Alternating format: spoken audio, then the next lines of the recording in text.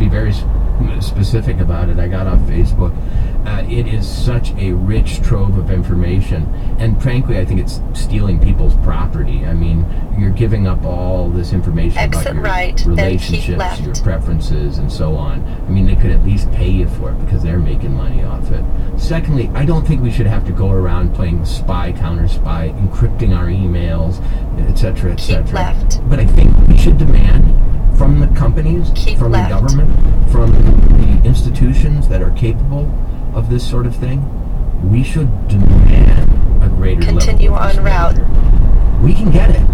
It's just that we would rather sort of move on and kick that can down the road. The problem is that someday there will be so much information on all of us, and we have no idea what future regime, what future purpose it might be used to advance.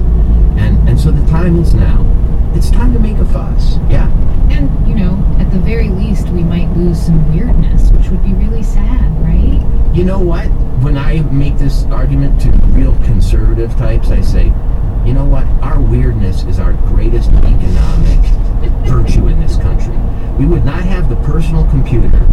We would not have half these technologies that have made us so wealthy and so powerful if not for those weirdos in their garages, often LSD using rock and roll freaks who came up with half this stuff. That atmosphere of anything goes creativity is being suppressed by the very technology that was produced by that culture. That can't happen. Well, I've enjoyed keeping it weird with you, Walter. Thank you so much. You're welcome. Walter Kern's latest article for The Atlantic is called "If You're Not Paranoid, You're Crazy." It is definitely worth a read. It brings to life subjects that can often seem cold and remote. Okay, so a lot of you have been doing our photo decluttering project, the one that we laid out last week with help from Alan Henry from Lifehacker. We're going to be following up with some of you to hear how it's going. You know, not just the organizing part, but whether your photo-taking philosophy has changed, the way you think about capturing a moment. As one listener put it, I feel like we're all becoming experience hoarders. Totally. So tell us how you're dealing with it. Have you decided that taking photos has become kind of a crutch?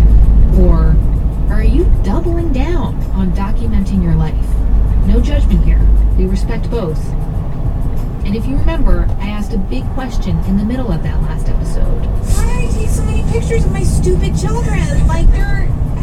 And we're asking your help to answer it. My children are not stupid, but why did I take so many pictures is a very valid question. So, we want to know, why did you take the last picture on your phone or other camera of choice? Send it to us on Twitter, Instagram, or Facebook with the hashtag PhotoClutter. You can also submit it on our website, notetoselfradio.org/clutter. We want to see, pun intended, what we can learn about our photos and our photo-taking habits from this snapshot of life.